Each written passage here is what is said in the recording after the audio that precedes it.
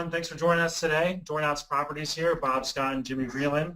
We're excited to have the guys from Atlas Wealth joining us today. And we've got Ryan Lee and Brad Gibb talking to us from Utah.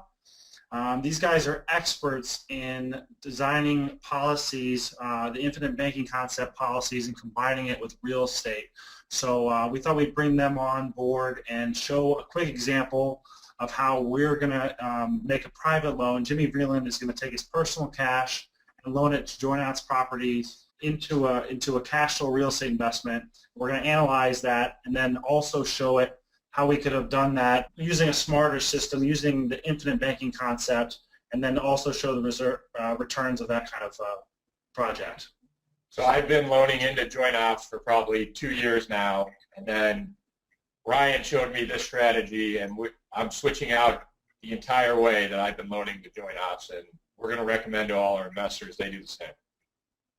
Awesome, guys. Yeah, thank you for the introduction. Yeah, so we've been happy to work with you guys over the last couple months, really getting this system set up, and that's really what we'll go through in this webinar is a way to do what you're already going to do, but do it more efficiently, right? And that's really the whole purpose of setting up this system. So we're going to roll through. It'll be kind of a quick case study, and we'll go through, Jimmy, a loan that you're getting ready to make right now to Joint Ops, and we'll show what the loan will be if you just do the loan, or what it would be if we implement a better system along with it. Okay, so we got Brad and Ryan. We'll go through this, and then you guys kind of just help direct what it is you're going to be doing, and you know how this will help improve the system. Okay, Brad, you want to go down to the next slide? Yep. All right. There we go. To start this off, I always like to use an analogy. If anyone's ever read anything that Robert Kiyosaki puts out there, Rich Dad Poor Dad, he talks a lot about the difference between the system and a product, right? And if we were to ask any one of you guys watching this webinar right now, if you could make a better hamburger than McDonald's, most people would probably raise their hand and say, yes, I can make a better burger than McDonald's, right? And I know I can make a better burger than McDonald's. But at the end of the day, if we ask ourselves what separates us, who can make a better product than McDonald's from McDonald's, who's a multi-billion-dollar corporation, Jimmy, what would you say that would be in just our experience having talked about having systems in your financial plan? It's their complete system. It's all their rules. They can plug any person into the system, and the same result comes out. Yeah, you got it. Right? You can go to a McDonald's in California or on the other side of the world and get served the same product by a teenager in many cases, and it's the same thing. You put your order in, the order comes out, the food tastes the same, it looks the same. It's a system, and so that's really what we're going to talk about is how we can implement a better system into our financial plans. So if you guys have ever heard of this, many people call it infinite banking, right? And Brad, if you want to go down to the next one, infinite banking, it's not about the product, it's about the system that we can operate. So really quickly, and this is not meant to go into a whole lot of detail of what this is, but really quickly, we'll just explain how that we set up life insurance policies to be a bank that you can then use for other things. So when we set up policies, Jimmy and Bob, when we worked with you to find out what it is you wanted to put into a policy, and we set it up in such a way that it maximized one thing inside of the policy, and that was the cash value. Cash value inside of a life insurance policy is a very unique tool that can now be used to operate a better system. But the cash value, it gets some very unique benefits. And Jimmy, before we started this recording, we were talking about having your money sitting in a bank versus now potentially having it sitting in a life insurance policy. So with a life insurance policy, the cash value, number one, you get a guaranteed rate of return for the rest of your life. And over the long run, that guaranteed rate of return is persistent, continual compounding over a long, long period of time. So you've got a guaranteed rate of return. We work with some very unique insurance companies. They're called mutual companies. And what it basically means is their profitability is our profitability. So every single year, we now get a dividend along with our guaranteed rate of return. Our money is 100% safe. It's a private contract between, the two of you are private individuals and a private insurance company. As we talk about the big picture of this strategy, one of the main benefits is that your capital is growing 100% tax-free. And Jimmy, I know that was kind of a real a real benefit to you as you were looking at this strategy. Your money's literally growing tax-free. But the funnest part about this and what makes it truly a system is we can now leverage the value of this policy. Your cash value is liquid, and we can use it for anything we want. And so that's really where we're going to get into having a better system, your financial system, because we can use this to buy real estate or to make loans or to, do rehab on our house or whatever it is that we're going to do. So Jimmy and Bob, if you guys don't mind, step in and say, kind of talk a little bit about what you guys plan on using your policies for. Well, and then I'll say another benefit for real estate investors is that cash value is also on our balance sheet as an asset. Yeah. So cash value makes us look more lendable to banks and private investors. That's an excellent point. Excellent point. And one of the other benefits is the more loans you get over time, insurance companies, not insurance companies, but banks will sometimes require you to have a death benefit to ensure the fact that you've got many outstanding loans. So there's not only the cash value, but the death benefit can help increase the number of loans you can get and the size of loans you can get. And that with the banks, again, when we've been scaling at a very fast rate, they're always beating us up about our liquidity. They want us to have a couple $100,000 in one of their banks. And if, we look at it like I'm not going to put a fiat currency in a bank account and watch it depreciate. If I have $200,000, I'm going to go buy more houses. So these private banking policies are the perfect compromise for us. Love it. Love it. And one thing, just to jump in there, when you put money in a bank, Jimmy, we were talking about this at the beginning before we jumped on. When you put it in the bank, we know that the bank doesn't keep it, right? They don't put it in an envelope and write your name on it and then put it in their vault and wait for you to come back and get it. What are banks doing with it? They're going to times it by 10 and they're going to loan it out. Yeah, to people like you and me, they're going to go buy real estate with it. So your words were great. We're coming in and we're kind of cutting out the middleman, because we don't get any benefit when the bank goes and lends our money out that has to, like you were saying, has to sit there in liquidity. So we're now sort of swapping places with the bank, and we're stepping in, and we're able to control that capital all the way through, whether it's in a piece of real estate, sitting in reserves, coming back to us in cash flow. We sort of sit at the center now of the system rather than Wells Fargo or a community bank or whatever it is. That's really the idea behind what we're setting up. Yeah, and for people new to this system, I'm going to go through this one more time because this was the big epiphany for me, Ryan, when we first started talking. I had $30,000. We'll just go through the numbers we're using today. I had $30,000 sitting at a small community bank. The bank was then taking that money and loaning out $300K and taking the interest. The epiphany for me was I have $30,000. I can loan it to myself or another real estate investor, the same developers or investor that the banks are going to loan to, except I get all the interest. And that was huge for me. Instead of the 1% I was getting in a bank that's taxed at about half, I now can take all the interest out of that project. I love it. Well, we're going to show you actually here in just a second. Ryan's going to transition us over to that exact case study of $30,000. We're actually going to show you how after just a 10-year time period, you can end up with 50% more money operating it our way by collecting the interest all the way through and the tax benefits and some parts to it. You get 50% more money than if you give your money to a bank in the meantime. We kind of joke around. People don't do this must just hate money, because it's literally just free money in your pocket to do this. Perfect. That's a perfect transition. I think it all comes down to who's in control. And if we can eliminate the banks who are in control and you now are in control, we can make this do whatever we want it to do. So let's go through and let's analyze the loan evaluated from joint ops. So if we just used the system that you're already using, right, Jimmy, where you've got money stored in a bank, we're going to take that money out of a bank and we're going to lend it to joint ops. Let's look at how that one transaction would go. And then we'll come back and we'll talk about implementing the system to make everything better. And Brad, to your point, having 50% more money. So Brad, take it away. Okay, so Jimmy's got the $30,000. Okay, he likes to think of himself as awesome as Batman, so we'll let him pretend. So we got $30,000. He's going to lend it over to joint ops, and joint ops, I think you were saying, is going to pay about 8% on that money, right? Correct. Okay, so they're paying 8%. And then joint ops is they're going to go buy a beautiful home like this and operate it. Okay, so that's what's coming back and creating this 8% return opportunity. Okay, so real basic here. If we did this, Jimmy, you said you've been doing this 10 years. 2 years, it's not unlikely that you're going to do this for 5 or 10 or 20 or as long as you possibly can. But I don't like to project anything out 30 years. That's a lifetime away. So we're just going to kind of take this and look at it just over a 10-year time frame.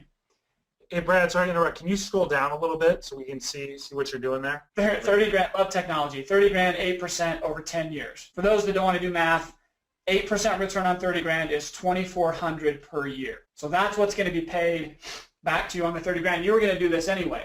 So over 10 years, we're looking at $24,000 that you get to collect in interest rather than the money just sitting in a bank account. How much of that $24,000 do you get to keep? Somebody else has got their finger in the pie, right? Okay, so let's say that you're paying 25% in taxes, which I don't think is ridiculous by the time you factor in income taxes and state taxes and all that kind of stuff. Let's say don't even go that low. I think it's probably 40%, and most of our investors are in that tax bracket. So should we use 40% then? Yeah, that's what I've been paying. Okay, so 40% in taxes means, let's bring up a calculator so people can follow along. By the way, this 30 grand has already been taxed. The 30's already been taxed. Yep. Yeah. But the 24,000 coming in is all interest that's going to be taxed each year that you collect that. And ordinary income. Yep. So 24,000, we only get to keep 60% of that because 40 goes to Uncle Sam. So you're going to net $14,000, okay, after 10 years worth of investing, okay? Now, it's much better than banks and CDs and even money markets or mutual funds. We're a lot happier here. But if we can step in and operate our money a little bit different, we can get a pretty significantly different result. Jimmy, you were going to do this regardless. But now let's change the nature of this and let's add our infinite bank to the equation. Because on the real estate, you're still going to get the same $14,400. But now, instead of your money was sitting in a bank account and you withdrew it and made the deposit, that $30,000 gets to continue to earn interest and grow within the life insurance policy. Okay? Even though we made the investment to real estate, the 30 grand is still growing every year. Let's just flesh that one element out right there. You know, one of the things that I find most people are used to is, you know, Jimmy and Bob, if I came to your office today and I gave you guys $100 and I said, you guys can have it, I don't want it. Without this system, there's really only two things you could do with money, right? You could take that $100 and you guys could go out to a nice lunch and spend it, or you could take that $100 and go put it in some type of an investment and save it. But you couldn't do both. If you spent it, you couldn't save it, and if you saved it, you couldn't spend it. So what we're really saying here is when we use this life insurance policy, we get to use leverage. And real estate investors, one of the things we love the very most is leverage, right? So we get to take our money, put it in a policy, leverage the value of that policy, and do something else, whatever that something else is. In this case, we're talking about a joint ops loan, but our money is still compounding and growing within the policy. So our money is now literally doing two things at the same time. I mean, for me, that 5% tax-free compounding for 10 years kills any mutual fund I could put it in. Yeah. Oh, yeah. Yep. I mean, so that's win one. And then I'm getting the bonus off the real estate. You know, that's huge for us. So start out with 30,000. Is that bigger now? Yeah, that's good. At earning 5% per year, like I said, that's going to put an extra $18,000. It's going to grow even though you're using the money in your real estate investment. Okay? Most people's brokerage account, if they take the money out of the brokerage account to buy real estate, it's an either-or transaction. And we either get the real estate or we get the returns here. Here we get both. Now, there's no have your cake and eat it too. This isn't just, you know, making money out of nothing. We have to pay for this. There's a cost to that. So when we use the money, the insurance company is going to charge us for the ability to make this $18,000 or be able to double dip and go buy the real estate. And what that looks like, we don't want to get deep into the math in this, so we'll have to spend some time with people on the specifics. But this is basically what the loan would look like that you're getting from the insurance company for that 10-year time frame. Okay? And during that 10-year time frame, the insurance company is going to charge you about $12,000 worth of interest. So Ryan, this is where it's coming back to the point that we're getting a positive arbitrage off of leverage here. Okay, we get to borrow, and this is what we do in real estate all day long. We borrow at a low fixed rate, and we go reinvest at a higher rate. That's what we're able to do here. So we get to earn $18,000, and we pay $12,000 for that privilege. So here, the $12,000, this nets us an additional $6,000. But how much of that $6,000 do we get to keep? All of it. All of it. 100% of it. No income taxes levied on the $6,000 that we earn in the policy. Now, there's one other really cool benefit here. We use this $12,000 for real estate investing, didn't we? Yep. And when we make an investment incur an expense, we get to deduct that from our taxes, don't we? Got it. Yep. So at a 40% tax rate, let me find my calculator again here. On the $12,000, we get to save an extra $4,800 in taxes. Okay, because that's going to come off. Now, none of that came out of pocket from us, but it's a real. It's kind of like depreciation. It's a real expense that we didn't have to write a check for. So we get an extra $4,800. Okay. So now our return looks like this. We $14,400 that we were going to make anyway. We earned $6,000 from the growth in the policy that's tax free, and then we get a tax rebate, $4,800. So let's add that all together. Probably do it in your head, but I don't like to do stuff in my head. So $4,800 plus $6,000 plus $14,400, we now have a total return of $25,000. Did you guys follow that? Was that clear? Yeah. Okay, who's doing backflips out there and thinking that this is just unbelievable? I mean, it's amazing. Well, and then there's one thing you're not talking about. An aggressive person like me, that annual dividend, I'm going to go throw that into another house at the end of every year. But that's not for the purpose of the webinar. You're not going to be able to put numbers on that. Yeah, that's where it just starts to, I mean, it's kind of silly, but that's when we talk about, where do we go? That's why we call it infinite banking. My thing wouldn't freeze on me, right? Because really, the benefit for somebody like you and somebody that can think through this and your clients, we can do this over and over and over and over and over again, right? And then the stuff just gets it just gets stupid at that point. But here on this one isolated transaction, we almost doubled your rate of return, right? We added, let's say, rounded off $10,000 to what would have been a $14,000 return. And that's what it comes down to. It's amazing if you think about doing that on every investment you ever do from here on out, the kind of power of that. And this is over, 10 years. We carry this out 20 years, 30 years. I mean, the possibilities are just mind-boggling. And that's what's so cool for, from when we think about it, the infinite banking concept is like, it just makes whatever you do better. It's just a tailwind to any investment you're going to do. We love real estate. I know you guys love real estate, but this could be for anybody. This could be, if people are business owners, this could be another business investment. This could be, any other type of private finance transactions. You can use these types of policies for whatever you want. There are no restrictions on the loans or the investments that you make. And then, I have a family and 4 kids, so I'm also saving because I'm going to cancel the term policy I have because I have more death benefit with this policy, so I'm saving another $500 a month right there. And you guys are probably like us. I've got millions of dollars in real estate liabilities, and I'm comfortable with that, but it would keep my wife up at night. So we've got the arrangement with my wife that every time I get a loan, I've got to have at least that much death benefit so that if I'm gone, everything I'm building is paid off free and clear for her. So yeah, you said that. It's saving us. Awesome. Well, and I think, the biggest picture here to point out is, it's going to make what you're doing right now more efficient. But one day, the goal of all savings is we want to get our money back, right? We want cash flow. And if you can build up a huge reserve inside of a policy, that's all tax-free, Jimmy. That's coming back to you at some point in time where you're not taking loans out of your policy anymore. You're simply taking distributions or income out 100% tax-free. So there's a lot of angles to approach this from. I think the main point is, for anyone watching this video, what you're doing with joint ops is amazing.